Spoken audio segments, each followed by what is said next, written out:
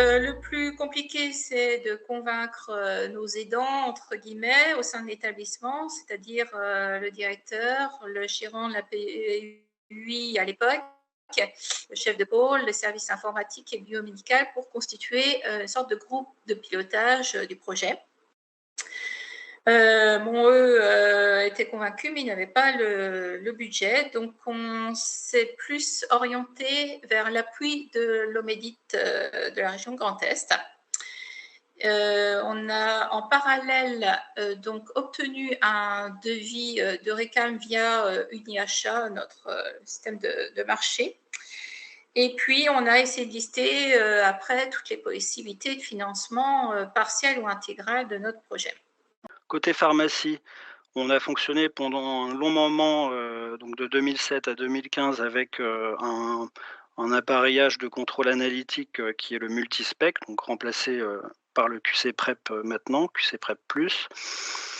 Et en fait, on a, on a atteint les limites de l'appareillage, notamment au niveau, pourcentage de contrôle de la production qui était, un peu limité sur les petites seringues, sur les produits, les anticorps monoclonaux, les produits colorés.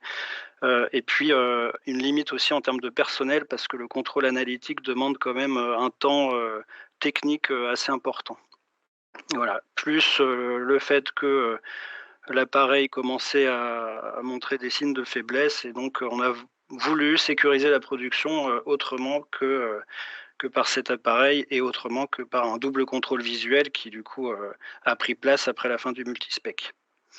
Côté institutionnel, on a, toujours eu la chance, à Becquerel d'avoir une direction qui est tournée vers l'innovation donc, le système DrugCam dès le début, leur a paru, intéressant et d'autant plus que la situation financière du centre était favorable aux investissements donc, ça c'est sûr que ça a, complètement joué, en notre faveur. Donc on a eu un avis favorable pour acheter, 4 postes.